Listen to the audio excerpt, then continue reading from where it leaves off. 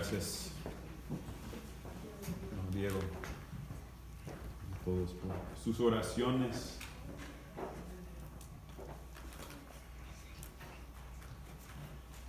Es un gran privilegio poder hablar de la palabra de Dios. Y es por la misericordia de Dios que estamos aquí. Somos indignos de su bendición, de su misericordia.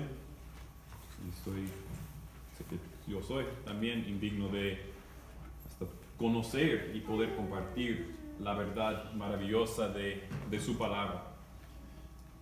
Pero es un privilegio que nos ha dado, que Dios me ha dado. Entonces sí, es mi deseo que por medio de este tiempo que conozcamos más de la verdad de Dios y que crezcamos en nuestra fe, nuestra madurez espiritual. Entonces, para empezar, tengo una pregunta.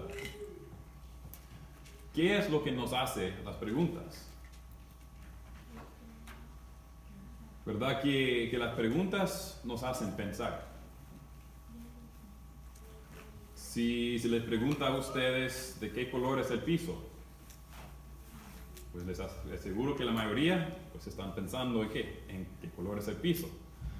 Hasta algunos se fijaron en el piso para ver. Entonces, las preguntas nos hacen pensar, ¿verdad? En este pasaje de Romanos, que es el texto de la predicación de hoy, encontramos muchas preguntas.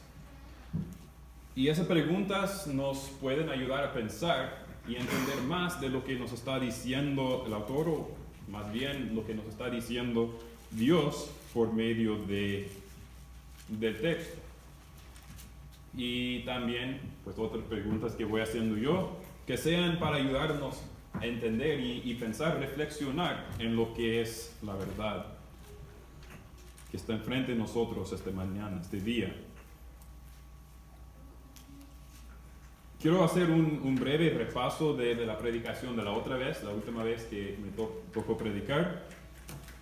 Y por eso les invito a que abran sus Biblias al libro de Romanos, el capítulo 5.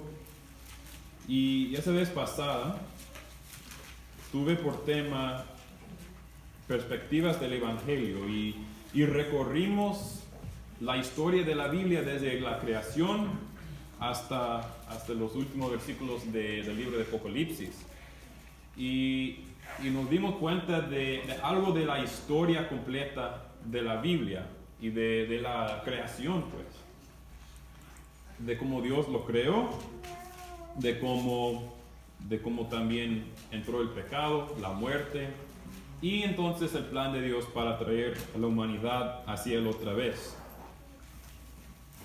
Y eso es el Evangelio, de cómo Dios salva a los pecadores. Y hay varias maneras o perspectivas para ver a ese mismo Evangelio. Es tan grande, tan maravilloso que se puede ver de varias maneras. Y hablé de algunas maneras o perspectivas para ver al Evangelio, como es la injusticia, pues las personas injustas, como llegan a ser justos, personas justas por la fe en Jesús. También pues hay un contraste entre la fe y las obras de la ley que se hacían antes. Hay el ejemplo de cómo personas perdidas llegan a ser hallados y salvados por el Evangelio.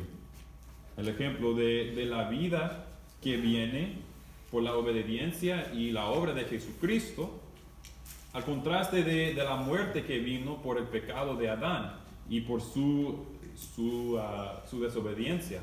Y ahora esa misma muerte, esa misma desobediencia y pecado, ahora va siguiendo en la humanidad hasta hoy día.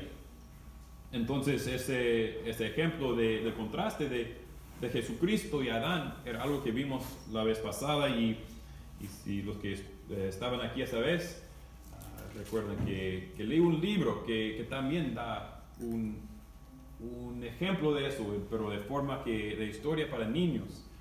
de cómo se fue y se perdió un niño, y el hombre que le amó, que le cuidó, fue a buscarlo, y es un ejemplo del Evangelio, de lo que Dios hace para nosotros.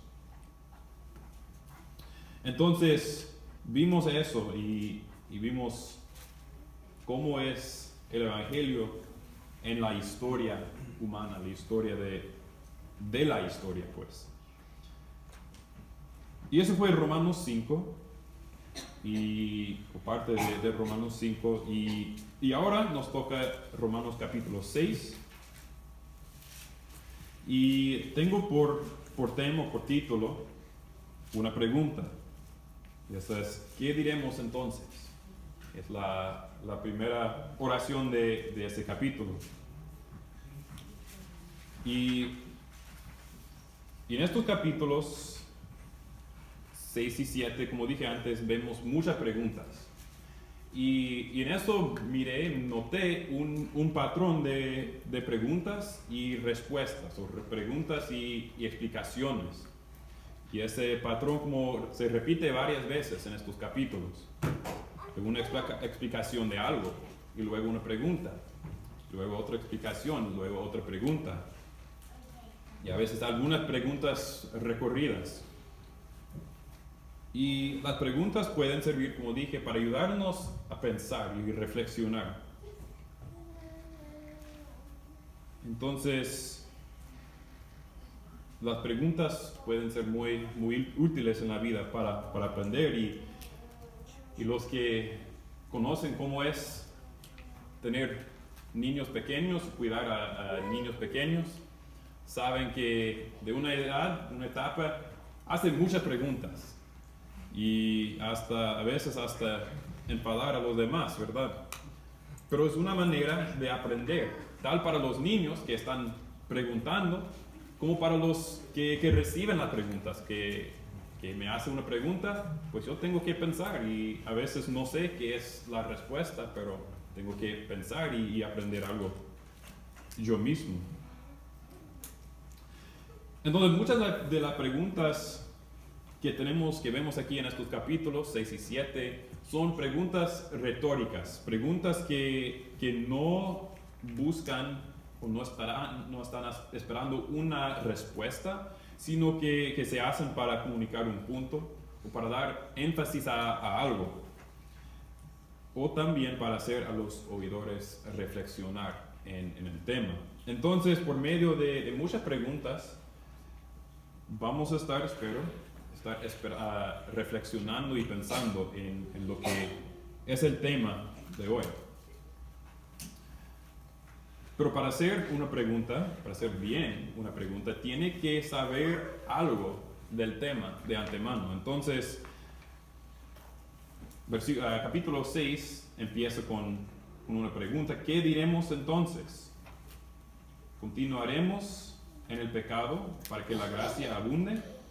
Bueno, ¿de qué está preguntando? Vamos a ir atrás al capítulo 5, a los versículos 20 y 21, para ver qué está hablando el capítulo 6. Entonces son del capítulo anterior, pero no profundizamos mucho en estos versículos la vez pasada. Entonces, vamos a empezar con ellos. Y hoy, pues muchas veces que cuando doy la predicación, leo el pasaje, el texto completo al principio. No voy a hacer eso hoy. Voy a estar leyendo versículo por versículo, parte por parte, que vamos leyendo aquí en estos versículos. Entonces, versículos 20 y 21 de capítulo 5, para empezar.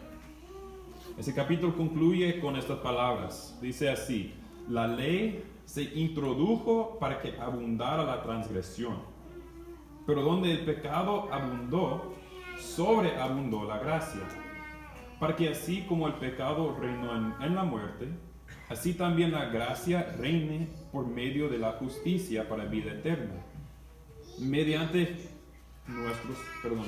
Jesucristo nuestro Señor. Entonces, el pecado y la gracia se ven muy, muy grandes aquí. Dice que cuando abunda la transgresión, cuando abundó el pecado, sobreabundó la gracia. Entonces la palabra abundar, pues tiene que ver con la idea de hacer aumentar, ¿verdad? Hacer mucho. Pero la palabra sobreabundar, pues es abundar en más y más, ¿verdad? Abundar en más extremo. Más que abundar. Entonces vemos aquí de esos versículos que cuando hay mucho pecado, puede haber mucho más perdón, mucho más gracia. No se puede haber más pecado que gracia. ¿Ok? Entonces no importa qué tanto pecado hay, siempre puede haber más gracia. Y sabemos que eso siempre es siempre y cuando hay también arrepentimiento, ¿verdad? Porque sabemos que el castigo del pecado es la muerte. Pero cuando nos arrepentimos, cuando la fe está puesta en Jesucristo, es cuando recibimos la gracia. Y esa gracia es más que cualquier cantidad de pecado. Un ejemplo, pues para mí a veces me ayuda a pensar en ejemplos. Bueno, si uno trabaja por hora, le pagan por hora, ¿qué pasa cuando trabaja más horas? Le paga más, ¿verdad? Recibe más. Entonces, pues lo veo así igual aquí, que cuando hay más pecado, pues hay también más gracia. Aún más gracia, lo más pecado que hay. Y es algo, pues, realmente asombroso pensar que no importa qué tanto pecado haya, siempre puede haber más y más gracia. Entonces, ¿qué dice la Biblia en cuanto a esa gracia y nuestros pecados? Cuando Dios perdona, ¿qué pasa? Cuando Él nos da esa gracia, ¿qué pasa? Unos versículos los voy a leer aquí de mis papeles, de mis hojas, y pueden irlos apuntando si quieren. Jeremías, el capítulo 31, habla del nuevo pacto de manera profética. Pues de antemano, Dios hablaba de su pacto nuevo. Jeremías 31, versículo 34, dice: pues perdonaré su maldad y no recordaré más su pecado. Entonces, ¿qué es lo que hace Dios con los pecados? Pues los perdona y no los recuerda ya jamás. Salmo 103, pues ese mismo salmo que leyeron los hermanos esta mañana, habla de la misericordia y el perdón de Dios. Dice: porque como están de altos los cielos sobre la tierra, así de grande su misericordia para los que le temen. Como está de lejos el oriente del occidente, así alejó de nosotros nuestras transgresiones. Entonces, ¿qué es lo que pasa? Dios aleja nuestros pecados, nuestras transgresiones. Cuando los perdona, los aleja. ¿Qué tan lejos? Como está de lejos el oriente del occidente, el este del oeste. ¿Y qué tan lejos es? Pues no se puede vivir. Es una distancia pues sin medida, infinita. Entonces eso es algo que vemos en la gracia de Dios, que no se puede haber más pecado que gracia. Y cuando la gracia de Dios se aplica a nuestro pecado, pues se desaparece. Y aún Dios mismo no recuerda de él. Bueno, eso es lo que vemos aquí en los versículos de Romanos 5, 20 y 21. Pero de me doy cuenta que puede haber algunas clases o grupos de personas en su respuesta, unos que, por los cuales es muy difícil creer de esa verdad. La Biblia dice eso, pero pues es difícil de creer, es difícil de aceptar. Es más fácil tener miedo y dudas y a veces obedecen a Dios, pero con el temor de fallar o con el propósito de agradar a Dios por la misma obediencia. Es un grupo que veo. Otro grupo que veo que ven a esos versículos, a esas verdades y lo toman como excusa para pecar más y no buscan obedecer a Dios porque dicen, bueno, la gracia de Dios es más grande y puedo hacer lo que quiera y no importa. Hay otro grupo que lo creen y lo aceptan y que gozan en esa verdad y obedecen a Dios con amor y alegría, sabiendo que Dios ya se compadece de ellos y que no es por su comportamiento que Dios le ama. Y de verdad, bueno, otra pregunta para nosotros, ¿en cuál de estos grupos nos encontramos? De verdad, yo muchas veces me he identificado con el primer grupo, los que tienen pues dificultad de creer y aceptar esa verdad tan maravillosa. Veo la verdad de la Biblia, pero a veces me es difícil que me llegue a lo profundo y a creerlo y andar con ese gozo que es mío en Dios. Pero por la gracia de Dios eso se puede ir cambiando y va cambiando. Para mí este estudio, para preparar para este mensaje, esta predicación, me ha sido de provecho también.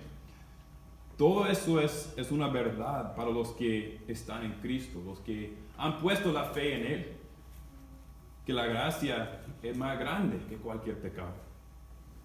Entonces que el Señor nos ayude a creer y a aceptar esa verdad, que Dios me ayude a seguir creyendo y aceptando más esa verdad, aferrarme a esa verdad. Y me pregunto, ¿qué pasaría si de verdad lo creímos de corazón hasta ser cambiado? ¿Cómo sería diferente nuestra vida, nuestra manera de vivir? Pero de eso vamos viendo en los siguientes versículos en capítulo 6. Entonces ya vimos algo de lo anterior de capítulo 6 y ahora podemos con más entendimiento seguir en el mismo capítulo 6. Y vamos a hacerlo de manera más o menos rápido. Capítulo 6 empieza con las preguntas retóricas, que no buscan respuesta verdaderamente porque pues es obvio la respuesta. Dice, ¿qué diremos entonces? ¿Continuaremos en el pecado para que la gracia abunde? Bueno, la respuesta clara es no.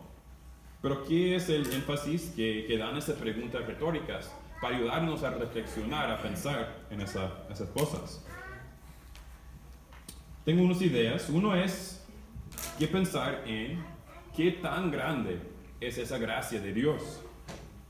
Es tan grande que se podría hacer la acusación equivocada de que se puede seguir en una vida pecaminosa porque la gracia de Dios sobreabunde más y más.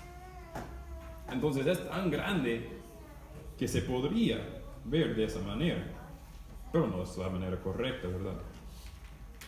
Otra idea que podríamos pensar es que no sería bueno que abundara más y más la gracia de Dios, pues la gracia de Dios es algo bueno, algo especial. Entonces no sería glorificado Dios en la demostración de más y más gracia. Pues claro que sí, pero no es por la demostración de más y más pecado.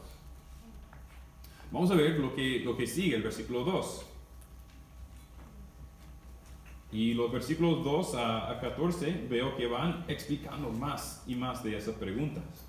Versículo 2 da una respuesta enfática. Dice, de ningún modo seguimos en el pecado.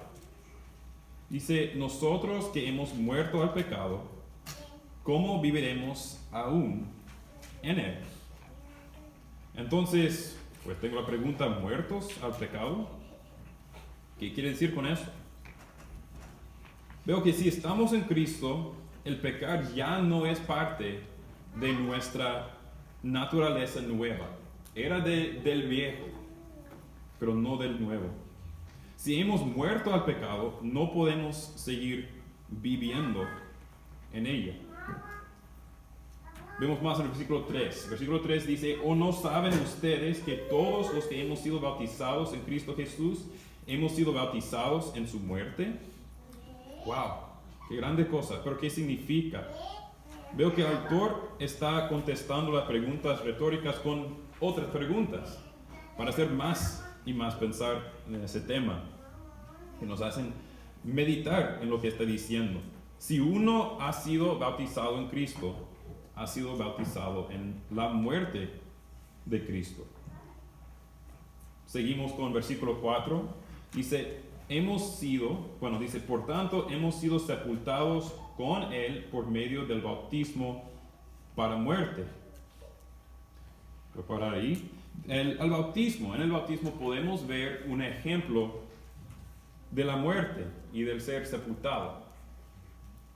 En la manera que, hay varias maneras de hacer el bautismo, pero la manera que normalmente lo hacemos aquí en esta iglesia, la persona es bajada bajo el agua, ¿verdad? Es bajado inclinándose atrás bajo el agua, hasta sumergirlo por completo bajo el agua, ¿verdad? Es como si fuera sepultado bajo la tierra, bajo el agua. Abajo del agua también no se puede vivir una persona sin manera de respirar.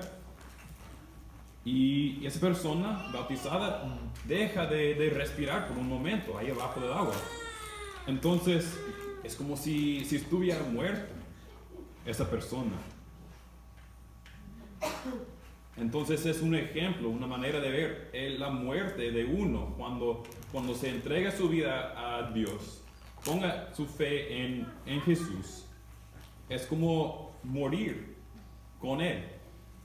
La persona vieja muere. Pero el ejemplo no solo tiene que ver con la muerte, también tiene que ver con la vida en Cristo para Dios. Y eso lo vemos en la siguiente parte del versículo 4 y el versículo 5, donde dice, a fin de que, como Cristo resucitó de entre los muertos por la gloria del Padre, así también nosotros andemos en novedad de vida. Porque si hemos sido unidos a Cristo en la semejanza de su muerte, ciertamente lo seremos también en la semejanza de su resurrección. Entonces hay ese ejemplo, ese simbolismo de la vida y la resurrección, porque esa misma persona que fue bajada bajo el agua, ya está muerto, que digamos. Esa misma persona se levanta otra vez, ¿verdad? Ahora puede respirar otra vez. Y sale como si fuera una persona nueva. No es como, sale para una vida nueva. No la vida de antes, pero la vida nueva. Todo lo podemos ver como una expresión de la verdad que pasa cuando nacemos de nuevo. Y podemos entender más. Ahora, siguiendo en los siguientes versículos. Versículos 6 y 7. Dice así, sabemos esto, que nuestro viejo hombre fue crucificado con Cristo, para que nuestro cuerpo de pecado fuera destruido, a fin de que ya no seamos esclavos del pecado, porque el que ha muerto ha sido libertado del pecado. Amén. Entonces, sabemos, dice el versículo 6. Esa palabra me tocó, como que me agarró esa palabra. Sabemos. es algo que sabemos, no es algo que pensamos o que escuchamos. Es algo que sabemos, una verdad grande, una verdad que podemos creer y confiar. Y hay un propósito. El convertirse a ser un cristiano no es algo pequeño, es un cambio radical de un hombre viejo a un hombre nuevo. Y cuando dice que, en versículo 6, dice que es con el propósito que nuestro cuerpo de pecado fuera destruido, a fin de que ya no seamos esclavos del pecado. Esa palabra destruido puede significar estar o dejar enteramente inmóvil o inútil. Ese hombre viejo ya está muerto, está inútil. Entonces entiendo que el parte de nosotros que estaba esclavizado al pecado es vuelto muerto sin poder en cuanto al pecado. ¿Y qué es lo que puede hacer un muerto? ¿Qué puede hacer un muerto? Nada, ¿verdad? El hombre viejo de nosotros, por la gracia de Dios, está muerto. Y si está muerto, no puede hacer nada. Esa es la victoria, es el cambio que Dios puede hacer y que hace en nosotros. Pero ¿qué sigue? Si está muerto, si ya no puede hacer nada, ya no nos puede tener en la esclavitud el pecado. Como dice el versículo 7, el que ha muerto ha sido libertado del pecado. Entonces, versículos 8 y 9, dice, y si hemos muerto con Cristo, creemos que también viviremos con Él, sabiendo que Cristo, habiendo resucitado de entre los muertos, no volverá a morir. La muerte ya no tiene dominio sobre Él. Porque en cuanto a que Él murió al pecado. Bueno, ya me voy adelantando, pero versículos, o si voy a leer, terminar con 10. Dice, porque en cuanto Él murió al pecado de una vez para siempre, pero en cuanto Él vive para Dios. Entonces, puesto que es verdad lo que dice versículo 3 y versículo 6, de que hemos muerto en Cristo, entonces creemos que también viviremos con Él. Ese ejemplo de la muerte a la vida. Y si todo eso es verdad, ¿qué ahora es lo que nos toca hacer? Si usted vino hoy queriendo oír unas instrucciones de cómo vivir, de qué hacer, tenemos algunos aquí. Pero estas cosas, como he dicho antes, estas cosas solo pueden hacer si uno se ha entregado su vida a Cristo. Estas cosas, estas instrucciones no se pueden cumplir con la fuerza de uno mismo. No se pueden cumplir para ganar la salvación. Eso todo viene primero por la misericordia y la gracia de Dios. Versículo 11 dice así. Esa es una instrucción muy clara. Así también ustedes, nosotros todos, que hemos recibido a Cristo, considérense muertos para el pecado, pero vivos para Dios en Cristo Jesús. Voy a leer otra vez. Así también ustedes considérense muertos para el pecado, pero vivos para Dios en Cristo Jesús. Como fue con Jesucristo, así debemos de considerarnos nosotros mismos. Somos muertos con Cristo. Somos muertos al pecado, pero somos resucitados con Él. Viviremos con Él, libres de la esclavitud al pecado, vivos para Dios.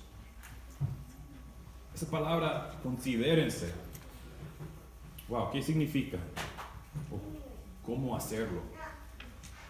Considerar es algo, una acción, es algo intencional, que se tiene que hacer a fuerzas a veces.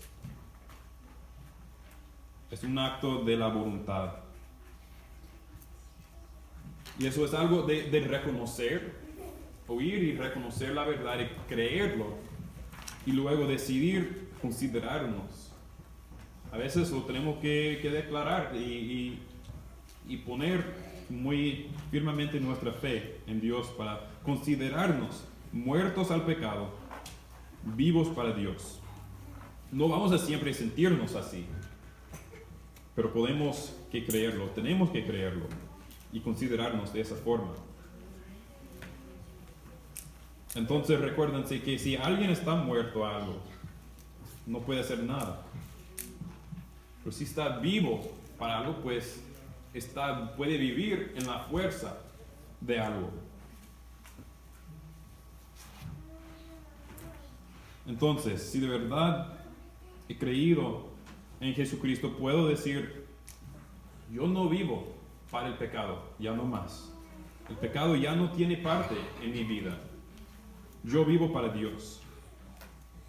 Bueno, verdad que a veces sí vienen, muchas veces vienen las tentaciones. Y a veces pecamos, sabemos eso. Entonces, ¿cómo hacemos? Yo creo que eso pasa muchas veces. Eso pasa cuando olvidamos de la verdad, que somos muertos al pecado. Cuando dejamos a esos pensamientos, a esos deseos, empezar otra vez en nuestra mente, en nuestro corazón.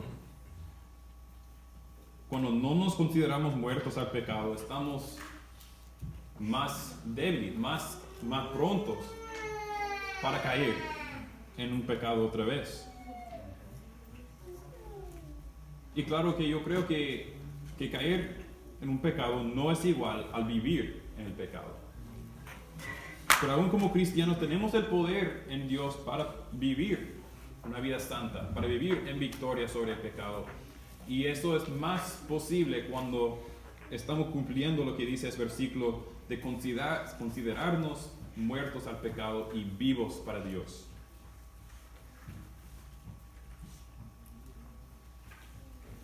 Bueno, sigamos con versículo 12 y 13, porque eso nos explica más de cómo hacerlo. Versículo 12 empieza con por tanto. Entonces, puesto que somos muertos al pecado y que nos debemos considerar así, ¿qué hacer? Versículo 12 dice, por tanto, no reine el pecado en su cuerpo mortal, para que ustedes no obedezcan a sus lujurias. Entonces, que eso no pase, ya que somos muertos al pecado. Versículo 13, otra instrucción. Dice, ni presenten los miembros de su cuerpo al pecado como instrumentos de iniquidad, sino preséntense ustedes mismos a Dios como vivos de entre los muertos, y sus miembros a Dios como instrumentos de justicia. Entonces, al considerarnos muertos al pecado, vivos para Dios, ahora ya no somos esclavos al pecado, sino somos esclavos de Dios. No debemos de presentarnos al pecado como hacíamos antes, a dar lugar al pecado, a los deseos de la carne, para hacer lo que nos sienta mejor, sino que ahora nos presentemos a Dios para hacer su voluntad. Esta palabra instrumentos aquí, presentar a los miembros del cuerpo como instrumentos, esa palabra también veo que se puede traducir como armas, algo que es muy útil para tener victoria.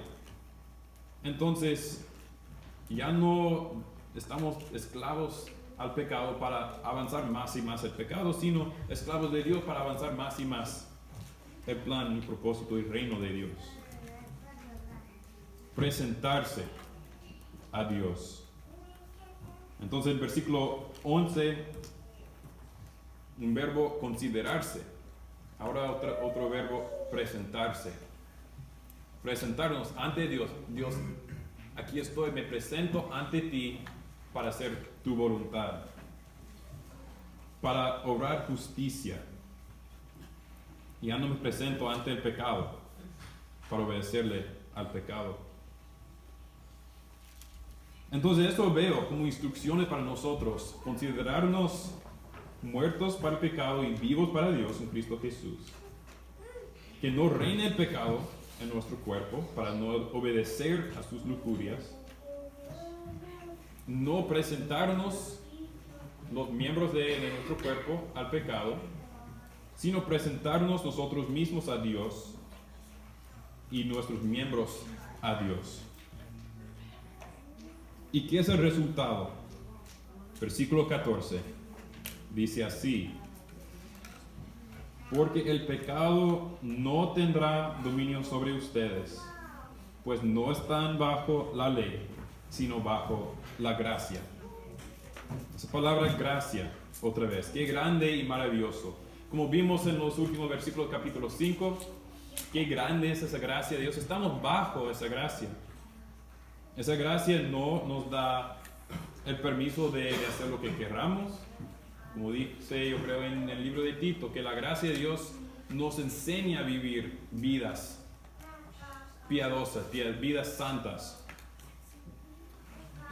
Nos convierte en esclavos de Dios, ya no para vivir en el pecado. Y esa palabra ley, que no estamos bajo la ley, sino bajo la gracia. Esa palabra ley es muy importante más adelante en el capítulo 7, que con el favor de Dios nos va a tocar en otra ocasión. Es muy importante entender eso, que ya no estamos bajo la ley del pacto antiguo, sino que estamos bajo la gracia del nuevo pacto.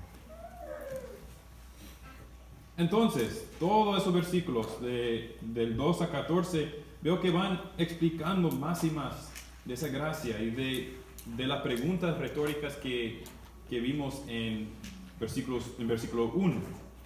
¿Qué diremos entonces? ¿Continuaremos en el pecado para que la gracia abunde?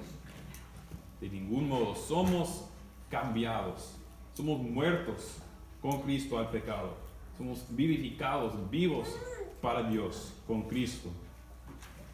Y ahora, con eso, nos consideramos así y nos presentamos a Dios como sus esclavos. Y el resto del capítulo quiero leer, pues sin hacer muchos comentarios míos, porque sigue explicando más de ese tema. Y vamos a ver otra vez preguntas para hacernos pensar. Y otra cosa explicando más de esas verdades. Versículo 15. Entonces, ¿qué? ¿Pecaremos porque no estamos bajo la ley, sino bajo la gracia? Otra pregunta retórica, ¿verdad? Dice así: ni de ningún modo.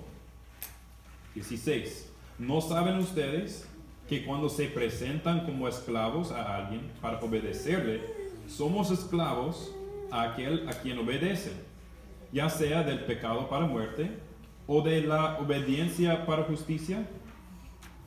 Pero gracias a Dios que aunque ustedes eran esclavos del pecado, se hicieron obedientes de corazón a aquella forma de doctrina a la que fueron entregados. Y habiendo sido libertados del pecado, ustedes se han hecho siervos de la justicia. Hablo en términos humanos, dice aquí en versículo 19. Hablo en términos humanos por causa de la debilidad de su carne. Porque de la manera que ustedes presentaron sus miembros como esclavos a la impureza y a la iniquidad, para iniquidad, así ahora presenten sus miembros como esclavos a la justicia, para santificación. Porque cuando ustedes eran esclavos del pecado, eran libres en cuanto a la justicia. Versículo 21, otra pregunta. ¿Qué fruto tenían entonces en aquellas cosas de las cuales ahora se avergüenzan? Porque el fin de esas cosas es muerte. Pero ahora, habiendo sido libertados del pecado y hechos siervos de Dios, tienen por su fruto la santificación y como resultado la vida eterna. Porque la paga del pecado es muerte, pero la dádiva de Dios es vida eterna en Cristo Jesús, Señor nuestro. Amén. Entonces, vemos una explicación más amplia de esa idea de la esclavitud al pecado como era antes, y la esclavitud a Dios. Los resultados del pago del pecado es muerte, pero los resultados de la justicia, de la gracia, son santificación, son justicia, vida eterna en Cristo Jesús. Entonces, eso fue un recorrido, rápido de esos versículos. Pero para concluir y para dejarnos con algo, para seguir pensando, ¿qué es lo que significa? ¿O qué hagamos con lo que hemos escuchado y visto y dicho hoy? Bueno, a través de muchas preguntas, estudiamos ese tema de la gracia. Y espero que esas preguntas nos ayudaron, nos siguen ayudando a pensar y reflexionar en estas cosas. Pero ahora, ¿qué sigue?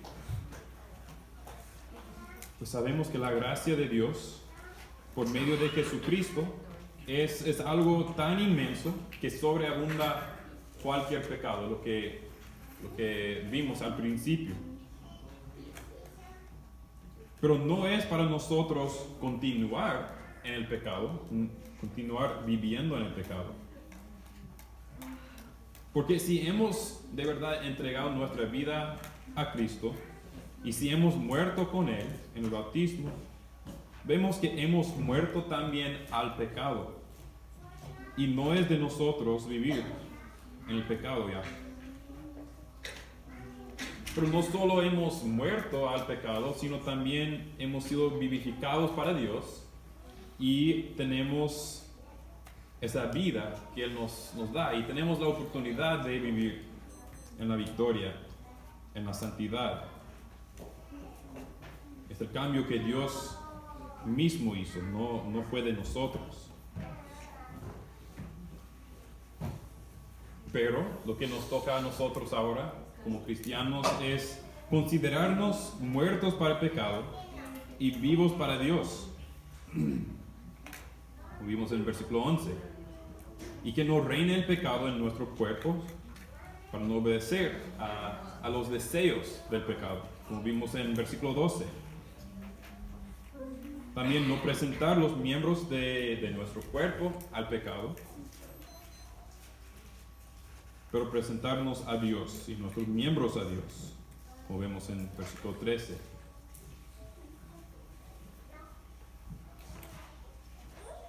Entonces, yo creo, y como dije antes, yo creo que cuando no andamos así, es cuando nos encontramos más prontos para caer en una tentación, para caer en pecado, para caer en desánimo, con cualquier cosa. Entonces, para concluir este tiempo, una invitación a todos nosotros, que si usted aquí esta mañana, esta tarde, se encuentra sin Cristo, sin este cambio en su vida, pues hay la oportunidad siempre de hacerlo, de rendir su vida a Cristo, de arrepentirse de los pecados que ha cometido y recibir esa gracia de Dios que es más grande y que sobreabunda cualquier pecado que has cometido. Si sientes el toque de Dios, la llamada de Dios en su corazón, pues hay la oportunidad de recibir eso. Y para nosotros que sí, ya nos encontramos con Cristo. Tal vez en victoria, tal vez en batallas, tal vez caído. Pues hay la oportunidad también de reenfocarnos, de reflexionar sobre esas cosas y reenfocarnos en esa verdad de la gracia de Dios, de considerarnos muertos al pecado y vivos para Dios y presentarnos a Dios.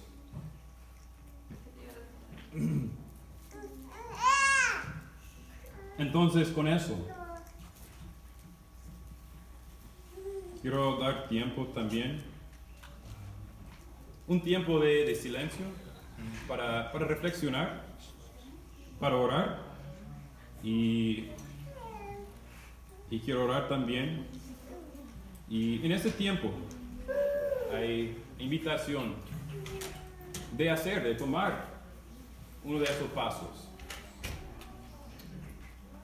de recibir a Cristo, poner la fe en Él por primera vez, o de reconciliarse con Dios, o para también restablecer su deseo, o esa acción de considerarse muerto al pecado y vivo para Dios, y de presentarse a Dios.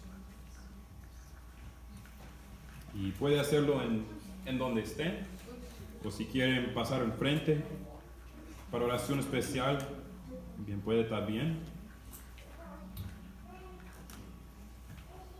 Pero si se queda en su lugar y quiere hacer una decisión más firme, pues le animo que también hable con alguien después.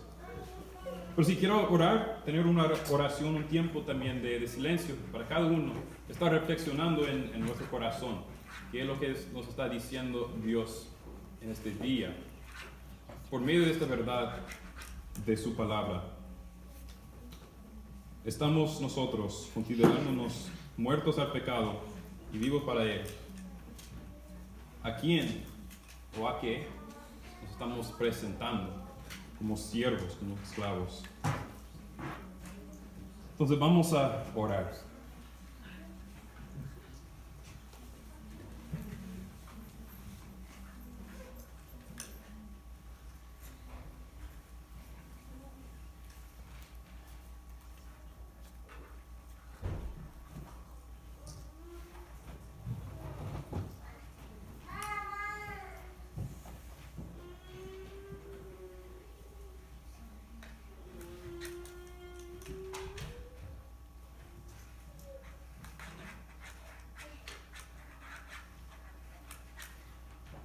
Nuestro Padre Celestial, gracias este día por la oportunidad de ser tus hijos, de ser salvados, de ser salvos de la muerte, de la vida del pecado. Dios, por tu misericordia, por tu gracia, nos ofreces esa salvación. Te agradezco por eso. Gracias por la verdad que vemos aquí en la Biblia, de tu gracia tan grande y de la oportunidad de vivir como siervos tuyos. Dios, te pido que sigas obrando en cada corazón para creer y aceptar la verdad de esa gracia tan inmensa. Y saber también que esa gracia no es para seguir viviendo en el pecado, es para convertirnos más y más en la imagen de Cristo, para traernos más cerca de Dios.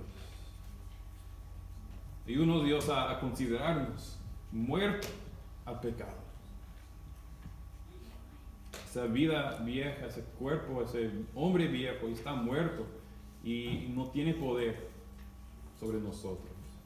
Entonces ayúdanos a creerlo y considerarlo bien. Ayúdanos también, Dios, a presentarnos siempre a ti, como esclavos, como siervos.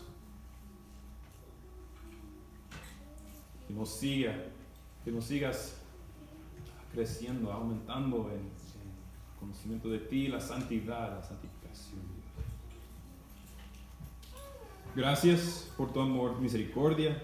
Gracias por lo que tú has hecho. Y Dios, que tú seas el que reciba la gloria de este mensaje, este tiempo, este servicio, este día. Dios, te pido por cualquier persona que esté luchando con algo esta mañana. Dios, ayuda a cada uno. Y por los que tomaron una decisión más firme hoy, Dios, para seguir en eso. Tú eres bueno y misericordioso, Dios. Te pido que vayamos con tu fuerza hoy, este día, esta semana. Gracias, Dios. En nombre de Jesús. Amén.